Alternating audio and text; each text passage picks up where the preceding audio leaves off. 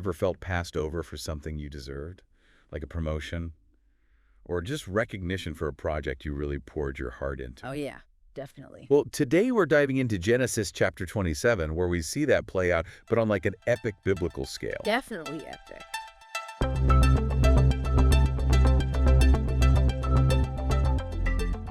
Welcome to the Make Heaven Crowded podcast. Rah. We're going to unpack this story. Yeah, it's a good one. Full of twists and turns. For sure. Family drama, stolen blessings, this rivalry that like echoes through generations. It's intense. It is. It is. So let's jump into it. Verse 1. We find Isaac. He's getting up there in years, eyesight fading, Yeah. He decides it's time to give the blessing to his eldest, Esau. Seems pretty straightforward. Right. Firstborn gets the blessing. But here's where it gets interesting. Okay, lay it on me. Remember way back in Genesis 25, that prophecy where God told Rebekah that the older son would serve the younger. Oh, right. So Isaac's about to go against what God said. Yeah, seems like it. Probably doesn't even realize it. Wow. So we're seeing that tension playing out already between human choice and God's plan. Exactly. Isaac's doing what he thinks is right, but But he's about to set off a whole chain of events. major consequences. Okay, so verses 2 through 4, Isaac tells Esau to go hunting, get some game, make a nice meal. Uh-huh. Then, he says, he'll give him the blessing. It's almost like Isaac's putting conditions on the blessing, isn't it? Yeah, not just an unconditional outpouring of favor. He's got to jump through some hoops first. And remember, a father's blessing back then, it wasn't just some nice words. This was serious stuff. Right, legal and spiritual weight. Huge. So Esau better deliver. No kidding. But here's where the real drama starts. Rebekah overhears all this. Jacob's mother. Oh, boy. And she knows about that prophecy, the one favoring Jacob. Right. But instead of just waiting for God's timing, She decides to take matters into her own hands. you could say that. Okay, so verses 6 through 10. She lays out her plan. She tells Jacob to bring her 2 goats so she can cook up a meal. One that will trick Isaac into thinking it's from Esau. Classic bait and switch. Total con job. But notice Jacob, he hesitates. Oh, yeah. Why? It's not because he thinks it's wrong, the deception. He's worried about getting caught. Exactly. He even says to Rebekah, what if my dad touches me and figures it out? I'll be cursed instead of blessed. Oh, wow. So he's worried about the earthly consequences, not so much the spiritual ones. Exactly. Makes you think. Big time. How often are we like that? Yeah. Only focus on the immediate stuff. Right. Not thinking about the big picture. A long game. Okay, so Rebekah, she assures Jacob, tells him she'll take the blame. Uh-huh. Then, verses 15 through 17, she's dressing him up in Esau's clothes, even covers him with goat skins, Trying to make him hairy like Esau. and sends him off to his dad. What a gamble. High stakes. The tension's got to be so thick you could cut it with a knife. Well, I bet. So Jacob, he goes in, stands before his blind father. Trying to pull this off. Does it work? Verses 18 through 25. Despite some close calls, Isaac doubts. Jacob convinces him. No way. Yeah, Isaac blesses him, thinking it's Esau. But that can't be the end of it, right? Oh, this is just the beginning, this act. It sets God's plan for Jacob in motion, for his descendants. And that blessing, once it's spoken, it's done. Can't be taken back, like spiritual contract. The impact of this moment, Right. it's going to echo through generations. Whoa. So the deception worked, but now what? Now comes the fallout. Verses 30 through 34, Esau comes back, all proud of himself, From the hunt. and finds out Jacob already got the blessing. Man. He begs Isaac for a blessing too, but It's too late. yeah, Isaac tells Esau that he already gave the main blessing to Jacob. It's a done deal. And Esau. Devastated. Yeah. He cries out, bless me too, Father. Like, you can just feel the anguish. I bet. But Isaac's like, look, I already gave the main blessing away. Oof, that's rough. And Esau is heartbroken and furious, blames Jacob for stealing what he thought was rightfully his, Yeah. and vows to get revenge. This sounds bad. But his reaction is interesting. How so? It reveals something deeper. Okay. He's fixated on the blessing itself, not on the God who gives the blessing. Like he wants the reward, but not the relationship. Exactly. And that's a trap we can fall into too, even today. Oh, yeah, I can see that. Chasing after blessings and recognition, but true fulfillment, that comes from seeking God's will above all else. Powerful stuff. So what happens next? Well, Isaac gives Esau a secondary blessing in verses 35 through 40. Okay. But it's one marked by conflict and hardship. Oh. Yeah, he tells Esau that he'll live by the sword and ultimately be subservient to Jacob. So not a great blessing. Not ideal. And this sets the stage for all the conflict later on. Right between their descendants, the Israelites and the Edomites. So God's plan is playing out even when people try to mess it up. It's like watching dominoes fall on a historical scale. That's a great way to put it. So we've got deception leading to anger. And anger brewing into violence. Verse 41 shows Esau's hatred for Jacob. He wants to kill him. He's plotting to... It's chilling how quickly things can escalate when resentment takes root. It's scary. And Rebekah. What's going through her mind now? It's hard to know her exact thoughts, but the unintended consequences of her actions, they're clear. Yeah, she really stirred up a hornet's nest. Big time. So what happens next? Well, in verses 42 through 46, Rebekah, she hears about Esau's plan, and she's terrified. Nice. She decides to send Jacob away to her brother Laban in Haran. Oh, wow. It's a heartbreaking goodbye. You know, Yeah. she might never see her son again. That's really sad.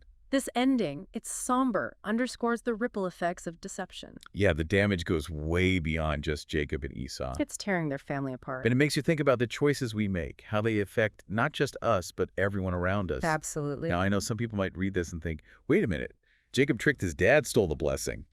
Doesn't that mean God's okay with deception? That's a common question. And it's important to remember, the Bible isn't afraid to show us complicated people. And situations that aren't always black and white. Right. It's not a fairy tale. It's a record of real people with all their flaws and mess-ups, interacting with God. So it's nothing of what Jacob did was right, but it's showing us what happened. Exactly. And sometimes it's through those human struggles and failures that we see God's grace and sovereignty most clearly. What do you mean? Imagine if everyone in the Bible was perfect and always made the perfect choice. Would it be very relatable? Not at all. It's those messy human moments that make these stories so compelling and ultimately so hopeful. Yeah, because we can relate to that. We see ourselves in those flawed characters. And it gives us hope that God can work through our messes too. Absolutely. It's in those flawed moments that we see how God can use our mistakes, our choices, to accomplish his purposes. So even though Jacob deceived his father, was it still part of God's plan for him to get that blessing? That's where things get theologically complex. Okay. There are different interpretations. Some might argue that God could have chosen a different path, one that didn't involve deception. Right. Others might say that God used Rebekah's actions, even though they were wrong, to bring about his intended outcome. So it's not a simple answer. Not at all. And that's why this story continues to fascinate and challenge us thousands of years later. Yeah, it really makes you think. It forces us to grapple with tough questions about free will, God's sovereignty, the nature of his plan. It's not just about getting easy answers. Sometimes faith is about wrestling with those difficult truths. And that wrestling, that searching it, can actually help us grow. Deepen our understanding of both God and ourselves. So as we wrap up our deep dive into Genesis chapter 27, what are some key takeaways for our listeners? Well, first, it's crucial to remember that God's plan is ultimately about redemption and restoration. Okay. Even when we mess up, even in the midst of human error and messy situations, he's working to bring about his good purposes. So we can trust in his sovereignty even when things seem unfair or chaotic. Absolutely. Right. Second, we see how important it is to make wise choices and to think about the long-term consequences of our actions. Like Rebekah. Yeah. Deception might seem like a shortcut, but as we see in this story, it can lead to a whole lot of unintended and often painful outcomes. It's a reminder that integrity and honesty are crucial, even when things get tough. And finally, I think this chapter challenges us to examine our own motivations. Okay. Are we seeking God's blessing on his terms, or are we trying to manipulate circumstances to get what we want? That's a really good question. It's a reminder that true blessing comes from aligning our hearts with God's will, not from trying to force our own agenda. Beautifully said. And it's through that alignment, that surrender to his purposes, that we find true fulfillment and lasting peace. Well, that's our deep dive into Genesis chapter 27. It's a story that continues to challenge and inspire us thousands of years after it was written. For sure. It's a reminder of God's enduring love, the complexity of human choices, and the hope that even in the midst of our failings, his grace is always at work. And it leaves us with so much to ponder. It does. How do we navigate those gray areas where right and wrong aren't always crystal clear? How do we trust in God's timing even when we're tempted to take matters into our own hands? And what can we learn from the consequences of both obedience and disobedience? Those are definitely questions worth chewing on. They really are. They remind us that the Bible isn't just some ancient text. Right. It's a living, breathing guide for navigating the complexities of life and faith. Absolutely. And by engaging with these challenging stories, by wrestling with these tough questions, our faith can grow stronger and our understanding of God can deepen. So listeners, what resonated most with you from our deep dive into Genesis chapter 27? We'd love to hear your thoughts. Head over to our Make Heaven Prouded YouTube channel to watch a visualization of the chapter. And share this episode with a friend who might appreciate these insights. And don't forget to leave a comment below with your reflections on this powerful story. Let's keep the conversation going. This one chapter, it's like a whole soap opera, Yeah, right? yeah. Packed into Genesis. It really is. Family, ambition, blessings, consequences, it's all there. Universal themes, And the deception makes you think. Yeah. Rebekah thought she was helping God plan, but look what happened. Uh-huh. Can we ever really outsmart God? I mean, seriously. That's the question, isn't it?